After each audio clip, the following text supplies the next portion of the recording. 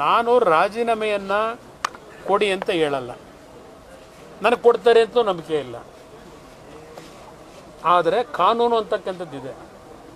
ಈ ದೇಶದ ಕಾನೂನಿನ ವ್ಯವಸ್ಥೆ ಒಳಗೆ ಯಾವ ಯಾವ ಹಂತದಲ್ಲಿ ಏನು ತೀರ್ಮಾನಗಳಾಗಬೇಕು ಅಲ್ಲಿ ತೀರ್ಮಾನಗಳಾಗುತ್ತೆ. ಹಾಂ, ಇಲ್ಲ, ನಮ್ಮ ಪಾದಯಾತ್ರೆಗೂ ಇವತ್ತು ಗವರ್ನರ್ ಅವರು ಏನೋ ಒಂದು ಸ್ಯಾಂಕ್ಷನ್ ಕೊಟ್ಟಿದ್ದಾರೆ, ಅದಕ್ಕೂ ಸಂಬಂಧ ಇಲ್ಲ. ಪಾದಯಾತ್ರೆ ರಾಜಕೀಯವಾಗಿ ಇವತ್ತು ಜನತೆ ಸಂದೇಶ ಏನು ಕೊಡಬೇಕು, ಈ ಸರ್ಕಾರ ನಡೀತಿರ್ತಕ್ಕಂಥ ಮಾರ್ಗ ಅದರ ಸಂದೇಶ ಕೊಡ್ಲಿಕ್ಕೆ ಪಾದಯಾತ್ರೆ. ನಾನು ಇವತ್ತು ಮುಖ್ಯಮಂತ್ರಿಗೆ ಆ ಮಂತ್ರಿಮಂಡಲಕ್ಕೆ ಹೇಳ್ತೇನೆ, 1.5 ವರ್ಷದಿಂದ ಸರ್ಕಾರ ಹಾಳು ಮಾಡ್ಕೊಂಡಿದ್ದೀರಿ, ಅಭಿವೃದ್ಧಿ ಅಂತಕ್ಕಂಥದ್ದು ಸತ್ತೋಗಿದೆ. ನಾನು ಹೇಳೋದಲ್ಲ, ನಿಮ್ಮ ಕಾಂಗ್ರೆಸ್ನ ಮುಖಂಡರುಗಳೇ ಹೇಳ್ತಾರೆ.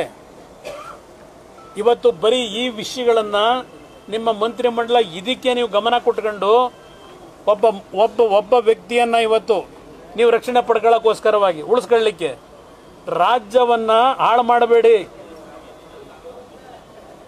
ನನಗೇನು ಯಾರ ಮೇಲೆ ಅಸೂಯೆ ಇಲ್ಲ, ಯಾರು ಪರ್ಮನೆಂಟ್ ಅಲ್ಲ. ನಾನು ಮೊನ್ನೆನೂ ಹೇಳಿದ್ದೇನೆ, ಕೆಂಗಾಲ್ ಹನುಮಂತಯ್ಯನವರು ಕಟ್ಟಿರ್ತಕ್ಕಂಥ ವಿಧಾನಸೌಧದಲ್ಲಿ ಇಟ್ಟಿರ್ತಕ್ಕಂಥ ಮುಖ್ಯಮಂತ್ರಿಗಳ ಚೇರ್ ಇದೆಯಲ್ಲ, ಈ ದೇಶದಲ್ಲಿ ಸ್ವಾತಂತ್ರ್ಯ ಅಂತಕ್ಕಂಥದ್ದು ಪ್ರಜಾಪ್ರಭುತ್ವದ ವ್ಯವಸ್ಥೆಯಲ್ಲಿ ಈ ಸ್ವಾತಂತ್ರ್ಯದ ಒಂದು ಚುನಾವಣಾ ಸಿಸ್ಟಮ್ಗಳು ಬಂದ ನಂತರ ಆ ಚೇರು ಭದ್ರವಾಗೇ ಇದೆ. ಆದರೆ ಚೇರ್ ಮೇಲೆ ಕೂಡ ಭದ್ರವಾಗಿರೋಕ್ಕಾಗಲ್ಲ, ದಾರಿ ತಪ್ಪಿದ್ರೆ. ಅದು ಇವತ್ತು ನಾವು ಕಾಣ್ತಾ ಇದ್ದೇವೆ. ಇಲ್ಲಿ ಜಾತಿ ಹೆಸರಿನಲ್ಲಿ ರಕ್ಷಣೆ ಪಡ್ಕೊಂಡು ಈ ಥರ ಕೀಳುಮಟ್ಟದ ರಾಜಕೀಯ ಎಷ್ಟು ದಿವಸ ನಡೆಸ್ತೀರಿ? ದೇವೇಗೌಡರ ಮೇಲೆ ಏನೇನು ಮಾಡಿಸಿದ್ರಿ?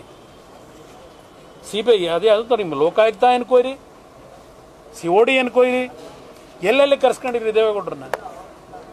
ಇವತ್ತು ಮಾಜಿ ಪ್ರಧಾನಮಂತ್ರಿನ ಯಾವುದೋ ಒಂದು ಚಾನಲ್ನಲ್ಲಿ 420 ಅಂತ ಹೇಳಿ ಈ ಪರಿಸ್ಥಿತಿಗೆ ರಾಜ್ಯದಲ್ಲಿ ಏನು ಚಾನಲನ್ನು, ಇದು ನಿಮಗೆ ಪತ್ರಿಕಾ ಸ್ವಾತಂತ್ರ್ಯ ಯಾತಕ್ಕೆ ಕೊಟ್ಟಿದ್ದಾರೆ? ನಿಮಗೆ ಏನಿದೆ ಡಾಕ್ಯುಮೆಂಟ್ ನಿಮ್ಮ ಹತ್ರ 420 ಅಂತ ಹೇಳಲಿಕ್ಕೆ?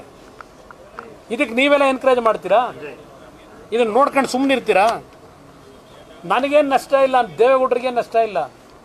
ಆದರೆ ವ್ಯವಸ್ಥೆಯನ್ನು ಎಲ್ಲಿಗೆ ತೆಗೆದುಕೊಂಡು ಹೋಗ್ತಾ ಇದ್ದೀರಿ?